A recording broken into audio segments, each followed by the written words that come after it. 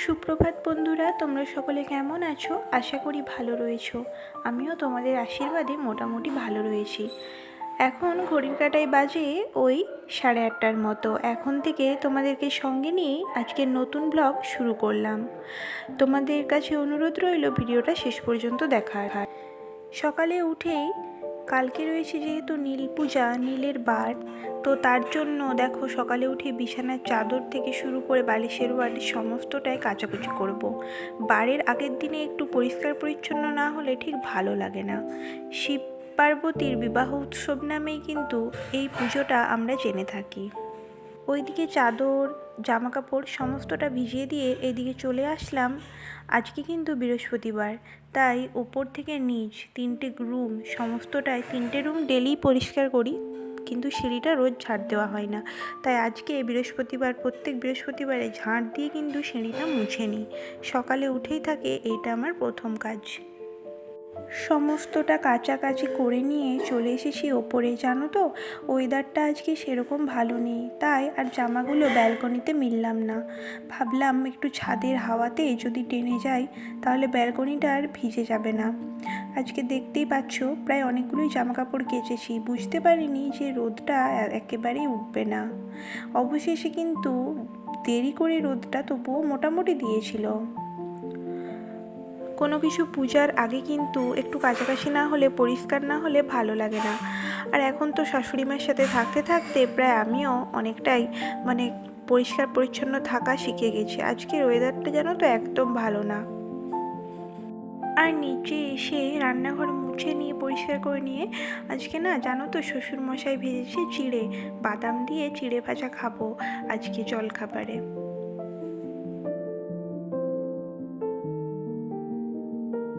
বাবাকে তো ওইদিকে বাদাম আর চিড়ে দিয়ে দিলাম, আর এইদিকে আমি এখন বাকি যেটুকু ছিল সেটুকু মিশিয়ে ভালো মতো করে নেড়ে চেড়ে নিচ্ছিলাম কড়াইয়ে।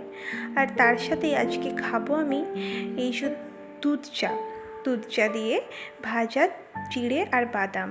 এটা কিন্তু বেশ একটা ভালো কম্বিনেশন, জানো তো। আর খেতে তো যারা যারা খায় তারা তারাই জানবে এর টেস্ট কতটা দারুণ। আমার তো খুব ভালো লাগে, সেই ছোটোর থেকে আমার মাও কিন্তু এরকম জিনিস খায়, তো সেই থেকেই আমি জানি। আর আমারও তো বেশ খেতে ভালো লাগছিল।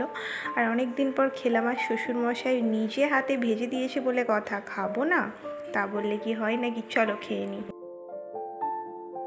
জানো তো, আমার কিন্তু এরকম চা দিয়ে চিড়ে ভাজা খেতে খুব ভালো লাগে। তোমাদের কাদের কাদের ভালো লাগে অবশ্যই একটু কমেন্ট করে জানিও তো। তো খাওয়া দাওয়া কমপ্লিট করে এখন রান্নার দিকে এসেছি। মুগের ডাল বানাচ্ছি। আদা দিয়েছি, লঙ্কা দিয়েছি, তেজপাতা, জিরে দিয়েছি, অল্প হলুদ গুঁড়ো, ধনে গুঁড়ো আর নুন, চিনি, পরিমাণ মতো টমেটো দিয়ে এইটা আজকে মুগের ডালটা বানাচ্ছি। আর ওই দিকে দূরে দেখছি হনুমান বসে আছে। হনুমান দেখে বেরিয়ে এসে এদিকে দেখি আমাদের রক্তকরবী গাছে দেখো ফুলগুলো কি দারুণ হয়েছে, তাই না? জানো তো, এইরকম বাগানে ফুল হয়ে থাকলে দেখতে অসাধারণ লাগে, খুব সুন্দর লাগছিল, তাই তোমাদের সাথেও একটু শেয়ার করলাম। দেখো কত সুন্দর লাগছে, তাই না?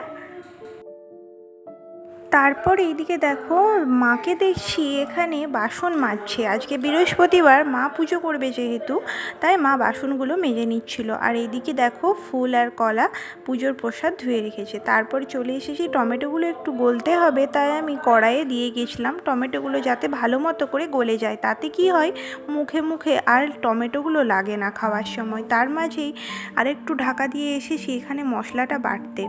আমি একটু সয়াবিনের তরকারি বানাবো, তাই আদা জিরে বেটে নিচ্ছিলাম। নিরামিষ রান্নাতে আদা জিরে বাটাটা কিন্তু একটু বেশ ভালো লাগে দিলে। তারপর আর কি, এদিকে হয়ে গেছে টমেটোটা সেদ্ধ প্রায় একদম। আর এদিকে আমি মুগের ডালটা দিয়ে এরপর সম্বুরে নিচ্ছিলাম। ওইদিকে তো মুগের ডালটা হয়ে গেছে, এইদিকে আমি সয়াবিনের তরকারি করব, তাই দেখো আদা জিরে বাটাটা দিয়ে দিচ্ছি, চিনি দিয়েছি তার আগে, আর কিছু ফোড়ন দিলাম না, ভালো মতো করে ভেজে নিচ্ছিলাম আদাটা আর জিরেটা বাটাটাকে। এরপর এইদিকে সয়াবিনটা আগে ভেজে নিয়েছিলাম ভালো মতো করে, আর আদা জিরে বাটার সাথে মিশিয়ে দিয়েছি। এখন নেড়ে চেড়ে নেব। আর ধনে জিরে হলুদ লঙ্কা গুঁড়ো দিয়েছি সামান্য পরিমাণে, দিয়ে সমস্তটা ভালো মতো করে নেড়ে চেড়ে নিয়েছি। দেখো টমেটো অ্যাড করে দিয়েছি। আর এইদিকে দেখো আমি ভাতটা বসিয়ে দিয়েছিলাম, কারণ 1টা বেজে গেছে, তাই ভাতটা আর না বসালে হবে না। গরম গরম ভাত হবে আর বাবাকে খেতে দিয়ে দেব। তরকারিটা ওইদিকে হচ্ছে, তো সয়াবিনের যে তরকারিটা বসিয়েছি একটু ভালো মতো করে নেড়ে চেড়ে নিই। কালকে যেহেতু পুজো আছে তাই আজকে আমাদের নিরামিষ। এমনিতেও কিন্তু বৃহস্পতিবার দিন নিরামিষই হয়, কাদের কি হয় জানি না, আমাদের বৃহস্পতি শনি মঙ্গলবার দিনটা কিন্তু নিরামিষ দিন। আর এইদিকে দেখো আমার মশলা কষানো পুরো কমপ্লিট, ভাজা ভাজা হয়ে গেছে। এখন আলুটা ভেজে রেখেছিলাম আগের থেকে নুন হলুদ দিয়ে, এখন এইটা দেখো আমি অ্যাড করে দিয়েছি। এরপর একটু আলুগুলো সিদ্ধ করে নেব জল অ্যাড করে। তো সিদ্ধ হয়ে গেলেই তরকারিটা মাখা মাখা করব, ডাল করেছি, আর কিছু করব না আজকে। তো চলো এখন রান্না কমপ্লিট হয়ে গেছে, এরপর বাবাকে খেতে দিয়ে দিচ্ছিলাম। দই দিয়েছি, টক দই, ডাল আর সয়াবিন। যেহেতু বাবা আলু খায় না তাই বাবাকে শুধু সয়াবিনগুলোই বেছে বেছে দিয়েছিলাম আজকের খাবারে।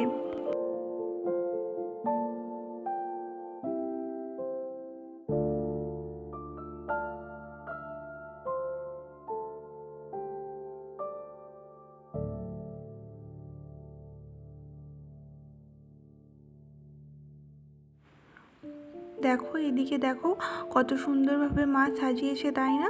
মন্দিরটাকে পুজো হয়ে গেছে মায়ের, দেখো কত সুন্দর লাগছে। তোমরা মা লক্ষ্মী মা কালী আরও ভগবানদের দর্শন করে নাও। আজকে বৃহস্পতিবার তাই মা পুজো করে, বাবা অন্যান্য দিন করে। দেখো কত সুন্দর সাজিয়েছে। সাজানোটা কেমন লেগেছে অবশ্যই কমেন্ট করে জানিও।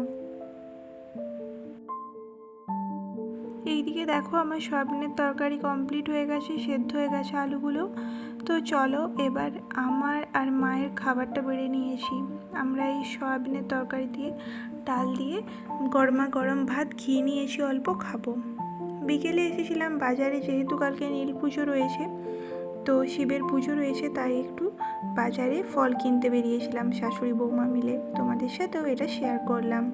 আর দেখো ঝুড়ি ভর্তি আঙুর, তোমাদেরকে দেখাচ্ছি কেমন লাগছে বলো তো, কত আঙুর রয়েছে। ফল কেনা হয়ে যাওয়ার পর আমরা চলে গেছিলাম আরও আরেকটা অন্য দোকানে, যেখানে শিবের পূজার জন্য আরও কিছু জিনিস নেওয়ার ছিল। গাঁজা, কলকে, ধূপ, সিঁদুর, এই সমস্ত কিছু নেওয়ার ছিল।